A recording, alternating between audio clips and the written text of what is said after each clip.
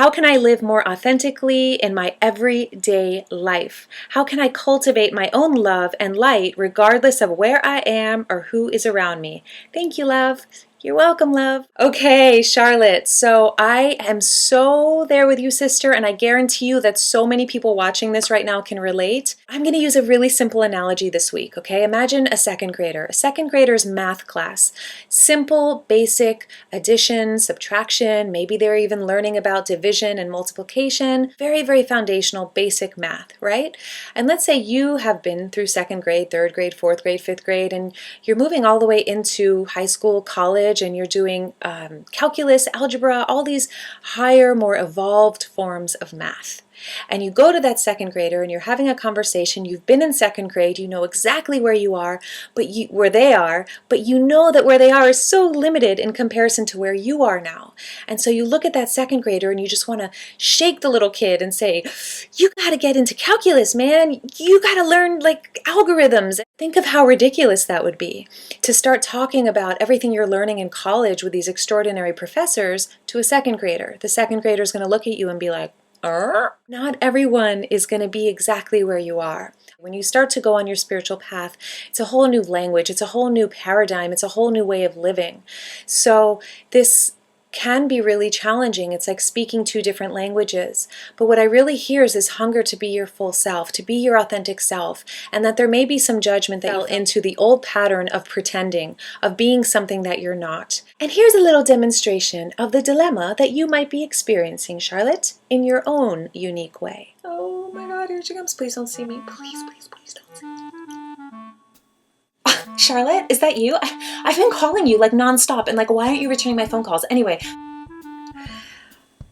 Hey, ran into someone who told me that Jezebel actually just got together with Tony. Jezebel, Tony got together. Yeah. Wow. So like, I'm totally and utterly pissed and disgusted. Yeah, God. And seriously, like I can't even be friends with her anymore. And so like I've been calling you to make sure that you're gonna like totally blacklist her from your friend list because she's not okay. Like this situation is not okay, right? Right? I mean, like, what do you think about this? Oh, yeah, you're totally right. Blacklisting her ASAP from my lists, all my lists. By the way, like what shirt is that? I've never seen that shirt. Like who makes that shirt? Oh, I think it's Gucci. No, Chanel. Definitely Chanel, I think. I can't remember. I have such a big wardrobe. Okay, so as you can see in this example, she was being false and not really being herself. Your question, Charlotte, very clearly is how can I be authentic in my everyday life with everyday people? And the reality is that your spiritual path may not be a connection point between you and people who are not on the spiritual path. So if these people are really important to you in your life, then there's an opportunity to really look at what do you have in common and what is that common ground that you can focus on. So for example, if let's say a family member is always talking about sports and you happen to love sports, then I would just keep gearing the conversation towards sports. Or let's say you both love comedies and movies, then go see movies together. But if this person is, talking gossip and things that you're really exiting out of and really stepping into a higher level of thought, find your voice and just begin practicing out loud by yourself of how you want to start talking to this person, how you want to share, that doesn't really work for me anymore, gossiping about people. Let's think a little more positively and then switch the subject, oh, okay, so did you see that movie? On the flip side, that might be really annoying to you. You may feel like that feels just not desirable to have this relationship where you can't fully express your spiritual path, fully express yourself. As you begin to really seep in to your community, into places that are safe, with people that can really see you, you start to blossom in your voice, in your way of showing up in the world, in your spiritual path, and exploring your creativity in your unique way. And so for a while, it might be about having those boundaries around you, just like a garden, you would absolutely have little, mesh and things to cover what is growing so that until it grows, it's protected.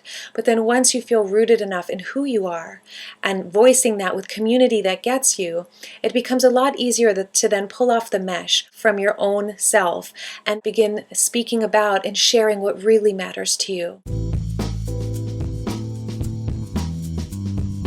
So my treasure tool for you this week, are you ready? If you have any judgments on yourself for not showing up authentically, please let those go and then begin to ponder, how do I want to show up with that person that I just showed up with really inauthentically? And you'll begin to discover ways to meet those people at the same level that they're at without giving up who you really are, and really meet them in a place that still inspires you, still inspires them, and that way you can connect on a level that is symbiotic, mutually beneficial. If you'd like these videos short and sweet, sent directly to your inbox with a personal letter from me where I share some things I don't always share in these videos, you can sign up on my website at veronicacresto.com and feel free to join me on Facebook. I love you guys. Mwah! Oh, this one, yeah. I bought it at Target for $5 on the sale rack. Great find.